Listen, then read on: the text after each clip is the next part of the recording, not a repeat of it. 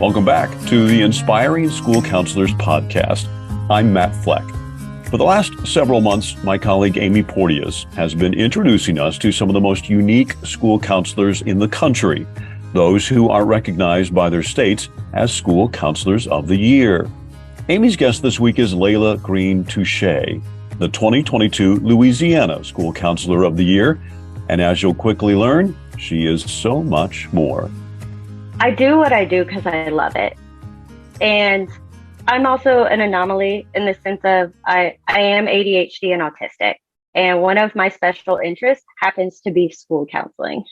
So I can do a whole lot more school counseling things than maybe a regular person, because for me, it's gratifying, it's satisfying, it's rewarding. It's something I love more than just love doing, because when I fall down that special interest rabbit hole, it's a lot more like if you think of somebody who's like a hobbyist or a collector, you intensify that by like 100. And that's my passion for school counseling. So I got very lucky in that sense. Yeah. I get to be in a space where I call them my tiny humans, even though some of them are almost the same size as me, because I am a solid 5 foot even. Good for you. Yeah, but they're my tiny humans. They're the loves of my life. Yeah. And I get to make sure these kids don't fall through the cracks. Yeah. I get to make sure they're getting what they need, what they need. So tell me how your specialties in ADHD and autism impact your programming. Funny enough, my ADHD and autism interact in very weird ways. I am a contradiction at times, because obviously with ADHD comes, impulsivity and those kinds of things. But my autism likes things to be very organized. So my Google Drive and my data collection in my brain is absolutely beautiful and fabulous. I have spreadsheets on spreadsheets. Me and the Aska templates, we have a nice deep relationship, as I like to say. But my ADHD lets me improvise as needed. I am one where I'm like, if I don't have to reinvent the wheel, I will not. Yeah. So I will find lessons and I go through it and I'm like, all right, I'm going to take these things from it. That's not practical for my kids. That's not what my kids need. Right. So my autism is very much we're going to organize it. We're going to have our calendars. We're going to make copies of all the templates. Yeah. I've gotten to the point now where I can literally click, make a copy in my Google Drive and just change the date on it. So I can refill it out for next year. Yeah. But my ADHD lets me improvise and tailor it to my kids' needs on the spot. I'm also really good at hyper focusing on things. I have to set my own timers. And it also helps my programming, because a lot of those kids that I'm seeing, who in small group or individually or in crisis, are honestly a lot of my kids who are struggling with ADHD and or autism. And they see themselves in me. Yeah. They come into my room and they see me sit on a ball chair with them. Yeah. Every time I go into the classroom, I'm like, is Miss Touchet quiet? And they're like, no. And I'm like, exactly. Does Miss Touchet stop moving? Nope. So I can make them also feel less alone, but it also makes them more receptive to learning the skills I'm teaching them, because I'm able to make it more real for them because I'm doing it with them. Yeah, with them. Literally. Layla, that's really interesting to me, because, we read so much and hear so much about how important it is to have diversity in our educator population, because kids learn best when they're identifying with someone that looks like them, and you look like them. They probably really respond well to your guidance because you're doing it too. That's amazing. Tell me, what advice would you give to new school counselors that are coming into the field right now? What's the best thing that they need to know, keep in mind, resources they should have at hand? What would you say? Where should they start? I would tell them to not be afraid to ask questions and to reach out for help. I had the privilege of supervising my own intern a couple years ago, and her and I still have each other on speed dial. She now works in my district, so we know each other's extension by heart. Yeah. and don't feel like you have to reinvent the wheel because there's so much like good stuff already out there. Right. And we can always just tweak it to meet our needs. Like there's some things I look at and I'm just like, yeah, no, my kids, like that's not a good fit for them.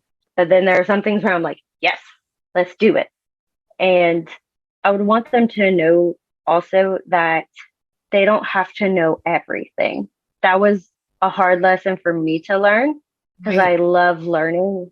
I love knowing all the things, but I found my niche. I found my set of expertise, which is school counseling in general, but also like ADHD and autism. Yeah. So don't feel you have to know it all, but do know who does know, right? Yes. That's excellent. That's great advice. So can you tell us a story or two of some great experiences that you've had with students? There are a few that come to mind. There is a current second grader who he is your typical ADHD kid. Yeah. And we were having some struggles, didn't understand people's bubbles. And I went into that classroom to give a lesson on personal space, one to try to teach this kid about personal space, but also help the classmates learn how to appropriately let their classmates know when they're in their bubble. Yeah. And at the end of the lesson, the whole pre-K class piled on me for a hug. So they got in your bubble to give you a hug. Yeah. Okay. Yeah.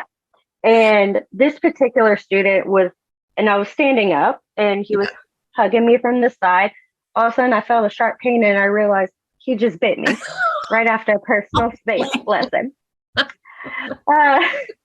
That's not good post-test data there, sweetheart. No, but that student is now in second grade and he's come such a long way. We've gotten so many supports put in place. That is a family relationship I've had to, build over the years. And, there were times where me and that family, we did not always see eye to eye, but we got past it. And because this kid is what matters. Well, beyond affection for biting students, do you have any unique habits or personal activities that you do that help you stay kind of grounded and focused and where you need to be? Yes. One of my special interests is martial arts. I did karate since I was 9 years old. I am unfortunately very good at hurting myself. I've had 3 shoulder surgeries. Oh my goodness. But it's something I've loved since I was 9 years old. So some people call me crazy because I am at the gym at 5 a.m. and then I come run after tiny humans all day. Well, that may be why you need to go to the gym at 5 a.m. so you have the energy to chase the tiny humans. Exactly. That's why I tell them, I'm like, you don't want to see me here if I haven't gone to the gym. I do not have those endorphins. You do not want me to be here, right?